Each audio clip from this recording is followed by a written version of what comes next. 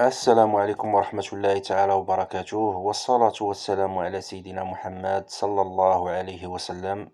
خوتي المغاربة، اليوم ماشي مجرد فيديو عادي، اليوم صرخة من القلب، صرخة مؤثر مغربي يتكلم بحرقة على الواقع المر ديالنا.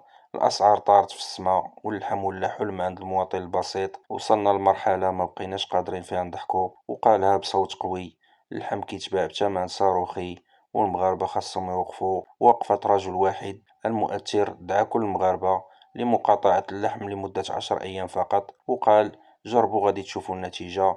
راه ما غاديش نموتوا إلا ما كليناش اللحم، ولكن غادي نعلموا الشناقة درس ما عمرهم غادي ينساوه. هاد الرسالة ما ضد حتى واحد، ولكن ضد الجشع، ضد الظلم وضد العبث في الأثمنة.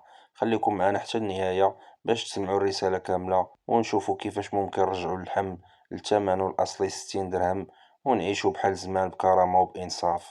السلام عليكم. انا دابا 10 ايام وانا مقاطع اللحم، ما كنشريش 10 ايام، ما كنشريش كاع اللحم نهائيا. كاين اللي كيبيع اللحم حاليا ب 100 درهم، كاين اللي كيبيعو ب 120 درهم، كاين اللي كيبيعو ب 115 درهم، كاين اللي كيبيعو غير ب 90 درهم 85 درهم الكيلو. وكاين هذوك صحاب 120 درهم كيقول لك لا، هذاك اللحم ديال 80 درهم و90 درهم راه ماشي اللحم ديال البلاد، راه اللحم ديال البرازيل والمستورد، ولكن حنا كنبيعو ب 120 درهم لان العرس غالي واللحم ديال البلاد وهذا وطاطاطات. كل واحد كلها كيلغي بالغاء. اذا بخلاصه باش ما نبقاش نهضر بزاف، الا انت ولا انت درتو بحالي وقاطعتو اللحم غير 10 ايام حتى لشهر لو ماكسيموم، كون اكيد بان غنقضيو كاملين على الشناقه، وكون اكيد باللي الثمن ديال اللحم غادي يهبط. يعني كما كان غادي نرجعوه ل 60 درهم، كما زمان، كما شحال ديالنا توحشنا ناكلو اللحم ب 60 درهم. بارطاجيو باش تاكل اللحم اخوتي. 100 درهم الكيلو، بنادم صاحبي كيخدم النهار كامل وما كيصورش هذاك الكيلو ديال اللحم، لان خدام 70 درهم 70 درهم النهار، واللحم ديال 100 درهم الكيلو. اذا باختصار وبخلاصه تلقاو الله يرحم الوالدين قاطعوا اللحم، الله يكثر خيركم، ما تبقاوش تشريو اللحم. انا تنقولها ما تبقاوش تشريو اللحم، قاطعوا ديروا اللحم لايك اصاحبي. واشتركوا علاش حنا اخوتي. كنقاطعوا نتوما ما كتقاطعوش؟ علاش ما كتعاونوش معنا؟ علاش ما كتعاونوناش؟ كيفاش بغيتو نغيروا؟ كيفاش بغيتو نبدلوا؟ كيفاش بغيتو نكادوها مزيان وانتوما ديجا ما كتعاونوش معنا؟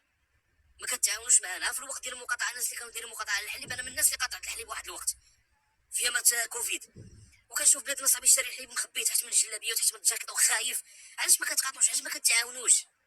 دابا حاليا تنشوف انا البيض، كاين اللي كيبيع البيض بدرهم وكاين اللي كيبيع بدرهم ونص. دابا حاليا اقسم بالله لقيت البيض انا في الرباط لقيته بدرهم، انا لقيت السيد كيبيع البيض بدرهم. واش ما غنشريش؟ غنشريه، ولكن كاين واحد الناس كيبيعوا بدرهم ونص، في حين ان هذا بيض وهذا بيض كيف نفس بارطاجيو المذاق اخوتي. نفس. علاش الشي كيبيع بثمن والشي كيبيع بثمن؟ اشتركوا في القناة. قاطعوا الخوت، قاطعوا. الا بغيتوها تقاد، الا بغيتوها مزيان، بغيتو هذا العام كلشي عيد، قاطعوا اللحم اخويا، قاطع الله يرحم الوالدين.